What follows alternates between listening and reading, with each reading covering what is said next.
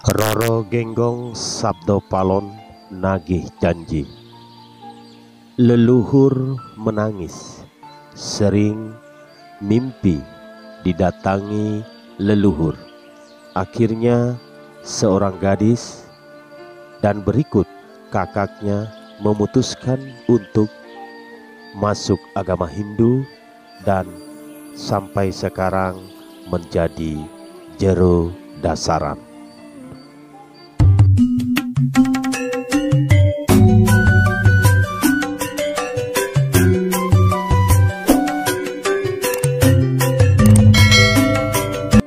Om Swastiastu, semeton sahabatku Cahaya Dharma yang budiman dimanapun berada, sehat selalu dan masih setia stay di channel Cahaya Dharma.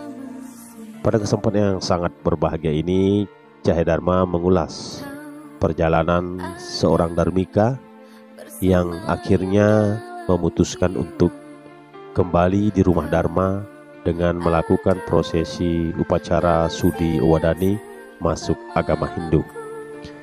Semeton sahabatku Cahaya Dharma yang budiman, seorang gadis yang bernama lengkap Dian Puspitasari memutuskan untuk disudi Wadani. Beranjak dari tahun 2018 setelah lepas tamat SMA, beliau sering sebelum masuk Hindu memang sudah sering ke pura juga. Dalam hatinya ada kedamaian setelah melakukan sembahyang ritual agama Hindu. Dan ini juga tidak serta-merta langsung masuk agama Hindu. Jadi Dian Puspitasari sering mimpi didatangi oleh leluhurnya hingga sampai leluhur menangis dan sering mengalami kejadian-kejadian aneh. Bahkan beliau ketika pernah tidak sembahyang Hindu, dalam mimpi beliau diarahkan kalau harus sembahyang. Jadi ini dia ketika belum disudi Wadani. Jadi sudah ada panggilan-panggilan secara gaib.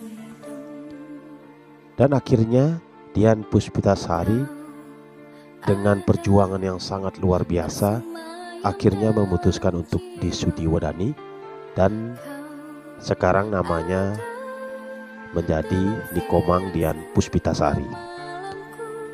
Semeton tidak sampai di sini.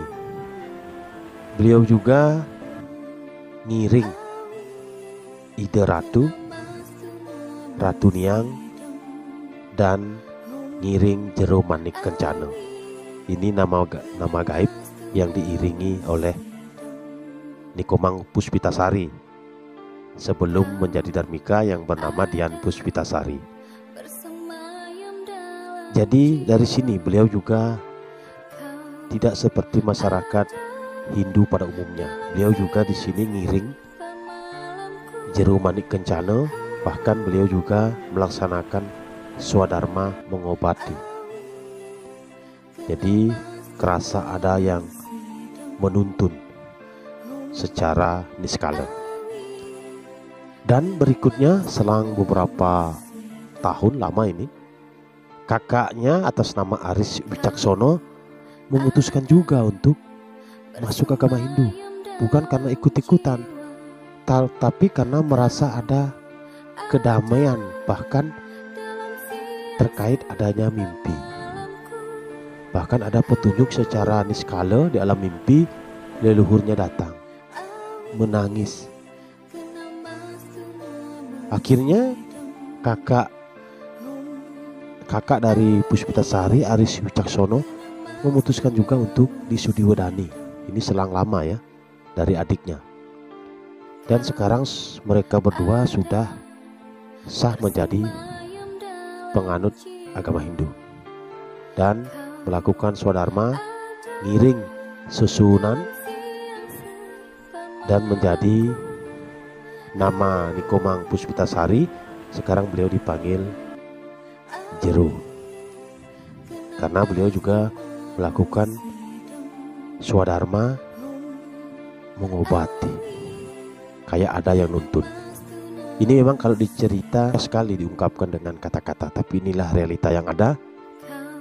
Semeton sahabatku Cahadharma yang budiman, mari bersama-sama kita saksikan prosesi upacara Suti Wedani Dian Puspitasari yang sekarang sudah kegentos menjadi panggilannya menjadi Jero Komang Dian Puspitasari, dan lanjut penuturan Jero Komang Puspitasari sehingga bisa hijrah kembali ke ajaran Dharma agama Hindu. Selamat menyaksikan. Seperti diarahkan, seperti diarahkan dan seperti dituntun. Ya. Jadi setiap kali meninggalkan tidak sembahyang, kayak seperti ada mimpi, entah itukah apa, pasti ada tuntunan dari sana. Terus akhirnya yang kembali lagi untuk sembahyang lagi. Udah pernah waktu kayak apa ya, tuntunan seperti kayak kangen, rindu. Mimpi, kejadian aneh. Nah, berarti Jero Komang ini tidak ada yang mempengaruhi, tidak ada yang mengajak, tidak ada yang mengharuskan. Jadi mengalir begitu saja dari hati nurani yang paling dalam. Dari sekian lama Jero Komang ini sembahyang, kemudian ada niatan hati untuk memformalkan diri secara niskala dan secara gaib. Awalnya bagaimana Jero Komang? Awalnya masuk di Wadani, Nike jatuh bangun tiang. Jatuh bangun. Nggih, sudah pernah tidak sembahyang dulu, sudah pernah meninggalkan agama Hindu, sudah pernah meninggalkan sembahyang, dan akhirnya Nike pun dapat tuntunan lagi. Nah, akhirnya sampai memutuskan untuk saya harus masuk di Wadani. Nah, sangat panjang sekali Bapak. Sangat panjang. Pertama saya datang ke Bali, menginjak tanah ke Bali, kayak flashback lagi. Jadi kembali? Kayak flashback. Seolah-olah saya tuh merasa saya pernah menginjak tanah sini. Hati? Iya. Seolah-olah ada kekuatan besar di situ. Rasa rindu yang gimana ya? Kayak haru, ada rasa rindu yang baru terobati gitu rasanya. Pesan di sana? Kalau larangan tidak ada, hanya pesan. Pesan? Iya. Jalankan hidup kamu sendiri. Temukan jati diri kamu sendiri. Itu pesan dari almarhum Bapak. Untuk melarang tidak. Tidak pernah. Itu mungkin udah jalan hidup kamu di sana. Awalnya memang dulu saya cerita dulu di waktu di Jawa nih. Dari waktu kecil memang sudah sering melihat hal aneh. Hal-hal gaib seperti ya penampakan, seperti itu. Kayak orang indigo? Nggih, betul. Dari waktu kecil, saya masih kecil, masih TK. Dan setelah itu seiring berjalannya waktu, itu masih terus saya ditampakkan seperti itu. Yang misalkan orang tanpa belum bisa ngeliat, saya sudah lihat, oh itu apa yang lewat. Sampai berwujud pun yang juga lihat. Sampai yang pindah ke sini, itu pun masih terus. Dan sampai terbawa mimpi pun, Diko masih terus seperti mimpi. Melihat seperti itu? Nggih, hal-hal gaib itu tidak pernah jauh dari hidup dia.